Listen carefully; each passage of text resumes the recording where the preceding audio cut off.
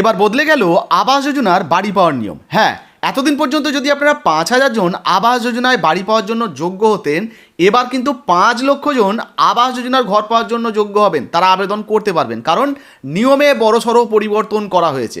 দেখুন, এটাই কিন্তু লাস্ট সুযোগ। এর মধ্যে যদি আবাস যোজনার লিস্টে নাম তুলতে পারেন, তাহলে আবারও 5-10 বছর পিছিয়ে যেতে পারেন। তারপরে আপনার আবাস যোজনার নতুন সার্ভে হলে নাম তুললে তবে টাকা আসতে পারে। মানে বুঝতে পারছেন, এই মুহূর্তে আপনার বড় করণীয় হলো তাড়াতাড়ি আবাস যোজনার লিস্টে নিজের নামটা তুলে নেওয়া। কিভাবে নাম তুলবেন সেটা এই ভিডিওতে জানাবো। শুধু তাই নয়, আবাস যোজনার নিয়মে মানে নতুন নিয়মে ঘর পাওয়া নিয়ে পঞ্চায়েত মন্ত্রী এই মুহূর্তে কী জানিয়েছেন, চলুন প্রথমে আপনাদেরকে সেটা একটু শুনিয়ে দিই। আর এইবারে যে আবাস যোজনার নাম আপনি যদি না ঢোকান, আবার কবে সার্ভে হবে? 5 বছর 10 বছর পরে সে মানুষটা 10 বছর পিছিয়ে যাবে, সে বাড়ির সুবিধা পাবে না। তার দোষটা কার হবে? আমাদেরই হবে, যে সেই লোকটাকে আমরা সুবিধা দিতে পারলাম না। সরকার চেয়েছিল, সরকার টাকা দিয়েছিল, কিন্তু লোকটার বাড়ি বানিয়ে দিতে পারলাম না। এরকম আমাদের এখানে অনেক বাড়ি আছে, যারা শহরাঞ্চলে কলকাতার আশপাশে বা ওই জেলাগুলোতে নিজেরা সম্পন্ন আছে, সেখানে বাড়িঘর করে নিচ্ছে, পাকা বাড়ি। কিছু টেকনিক্যাল প্রবলেম ছিল, টিনের বাড়ি, টালির বাড়ি, এসবেস্টরের বাড়িকে পাকা বাড়ি করে ধরা হচ্ছিল। কেন্দ্র যে আইন বানিয়েছে তার মধ্যে এইগুলো ছিল না। আমাদের এখানে ওইটা যদি ধরেন, তাহলে তো আর কাঁচা বাড়ি নাই। আজকাল মাটির বাড়ি, খড়ের চাল কোথায় আছে? আর কেউ করে না, প্রায় নাই। তো মাটির বাড়ি হোক বা দেওয়ালে যদি পাকা হয়, ছাদ যদি কাঁচা থাকে, সেটাকে আমরা কাঁচা বাড়ি হিসাবে ধরবো। এটা মাননীয় শিবরাজির সঙ্গে কথা হয়েছে, মন্ত্রী বলেছেন ইয়েস। আমাদের মুখ্যমন্ত্রী আগেই ঘোষণা করেছিলেন যে ওটাকে আমরা কাঁচা বাড়ি করবো, আপনারা সার্ভে করুন। সেজন্য যারা সার্ভে করতে গিয়ে ভাবছে কি করব, কিছু ভাবা দরকার নেই। তার ছাদ নাই, পাকা ছাদ, তো এটা কাঁচা বাড়ি ধরতে হবে, তাকে আমরা সুবিধা দেবো, জেনে রাখুন। সেই জন্য যারা এটা নিয়ে একটুখানি সন্দেহের মধ্যে আছে, তাদের পরিষ্কার বলে দেবেন, যদি একটা দেওয়াল, দুটা দেওয়াল, তিনটা দেওয়াল থাকে, সাধারণত টালির বাড়ি করলেও 3 ফিট অব্দি পাকা দেওয়াল করতে হয়, নাহলে জল বৃষ্টিতে ঢুকে যায়।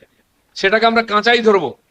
পাকা ছাদ নাই তো কাঁচা বাড়ি, এটা ধরে নিন, সেভাবে সার্ভে করুন। বাকি সরকারের সঙ্গে আমরা কথা বলে নেবো। তো রুল করা হয়েছে কাজের সুবিধার জন্য, রুল আবার পাল্টাবো আমরা, যেমন পঞ্চায়েতের রুলকে আমরা পাল্টেছি।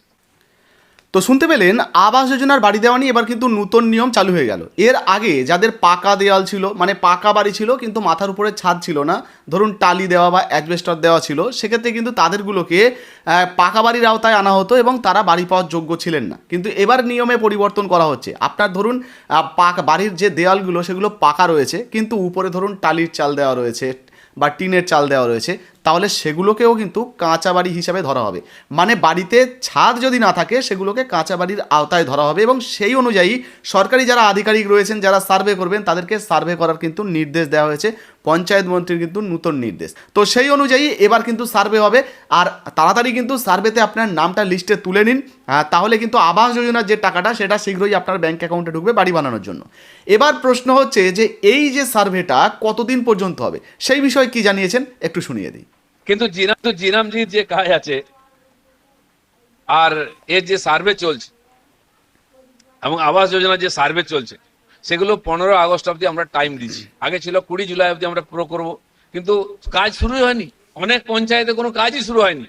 তো শুনতেই পেলেন বন্ধুরা, হাতে কিন্তু সময় খুবই কম রয়েছে। এর মধ্যেই আপনাদেরকে সার্ভেতে নামটা তুলতে হবে। এখন সবথেকে বড় যে প্রশ্নটা, এই যে সার্ভেতে কিভাবে নাম তুলবো, কিভাবে 1,20,000 টাকা বা 1,80,000 টাকা যেটা দেওয়া হবে বাড়ি বানানোর জন্য, সেটা আমার ব্যাঙ্ক অ্যাকাউন্টে পাবো। দেখুন, নাম তোলার জন্য এই মুহূর্তে আমাদের কাছে যে আপডেটটা উঠে আসছে, আপনি যদি বাড়ি পাওয়ার যোগ্য ব্যক্তি হন, তাহলে আপনাকে কিন্তু একটা দরখাস্ত লিখতে হবে, মানে একটা আবেদনপত্র লিখতে হবে যে আমার কাঁচা বাড়ি, আমার নাম এই, আমার গ্রামের নাম, পঞ্চায়েতের নাম, পুরো ঠিকানা লিখে আপনার আধার কার্ডের নাম্বার, ভোটার কার্ডের নাম্বার তাতে উল্লেখ করে এবার লিখবেন যে আমার পরিস্থিতি এই রয়েছে, আমি দরিদ্র ক্যাটাগরির মধ্যে পড়ি। এবার আপনি কি করেন, আপনার পেশা দিয়ে দেবেন। দেওয়ার পরে বলবেন যে আমার একটা পাকা বাড়ির প্রয়োজন। তো সেগুলো একটা দরখাস্ততে সুন্দর করে লিখবেন। আপনি নিজে না লিখতে জানলে অন্য কাউকে দিয়ে লেখাবেন, লিখিয়ে নিজে সই বা আঙুলের ছাপ যেটা পারেন সেটা দিয়ে দেবেন। সঙ্গে আপনার যাবতীয় যে ডকুমেন্টগুলো রয়েছে, সেই ডকুমেন্টগুলো নিয়ে আপনারা আপনাদের পঞ্চায়েতে গিয়ে জমা করে দেবেন।